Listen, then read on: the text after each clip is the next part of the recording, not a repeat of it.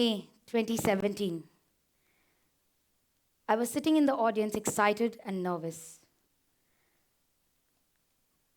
There were 23 children who were performing for the first time in their life, and they had prepared this entire performance within 7 days. The, the costumes were white, there was mask, and they'd rocked the dance floor under UV lights. The moves were not really in sync, but what was definitely in sync was their energy and their spirit.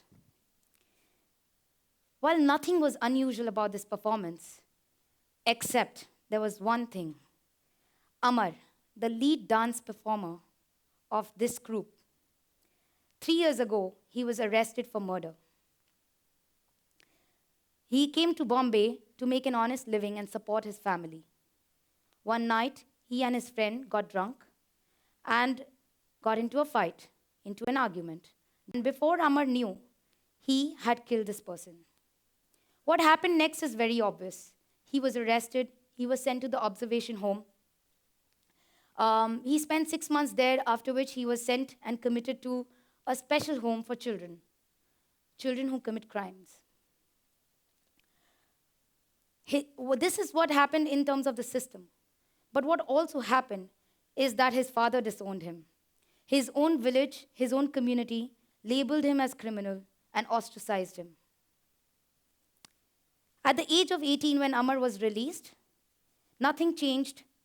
While he had paid his dues as per the system, as per the law, nothing changed for him. His father still did not take him back. The first time I visited the children's home, there were 150 to 200 kids locked up in one long room. And this is a children's home that houses abandoned kids, missing kids, vulnerable, runaway, rescued from child labor and trafficking. These were children all locked up in that one long room without any adult care. What I saw was that a really motivated superintendent and extremely hardworking probation officers were only struggling to provide them the basics: the food, the clothing, the shelter. They were not even thinking about the emotional support. They were not even able to think about what is the condition I can create so that this child doesn't return back to crime. How can I restore him and heal him? Amar is not the only one. In my 5 years of working with these children, I've seen many such cases. Children are victims of their circumstances. For Amar, his father was abusive and alcoholic, and poverty was a big reason. For Ravi, his parents died at the age of 6. His brother got him to Bombay, they lived with his aunt, and every time the child made a mistake when he was young, he was made to sleep outside on the road. He was not allowed inside. He was not allowed in his own home. Of course, a child like that is angry. He's hurt, he's isolated, he's lonely. There is a mentor of mine called John Malloy. He once said, hurt people, and healed people, heal people. If you've heard of this Cherokee story, this is an old Native American story of how there are two wolves inside us. The old grandfather tells his grandson that there are two wolves inside us. One, that's a good wolf. He's love, he's compassion, he's humility, he's forgiveness. He's all the good things that we are. And the other one is the bad wolf.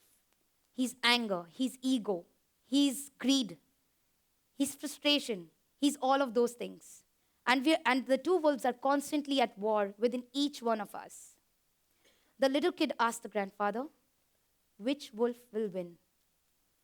And the old man simply replied, the one who you feed. Basically, what I learned from this story is that there are good people, there's good and bad in each one of us. And what John Malloy taught me is to focus on the good and to amplify that for these children. Restorative justice begins by choosing to be responsible for the impact our actions have on others. So, what we do is create powerful practices that empower children to take responsibilities of not only their crimes, but also their life. These, this is Green Fence. Two volunteers who wanted to come and create an urban garden. They wanted to grow vegetables. What happened actually in 1 year is that an infertile ground of this closed home in Matunga definitely became a lush green vegetable garden. But what also they did was they created a space where children could express themselves. They were not judged. They were being themselves and they could actually access that good wolf in them. So, what I'm trying to say is that Green Friends is not just a vocational training program, a skills program, a project. It is actually a family.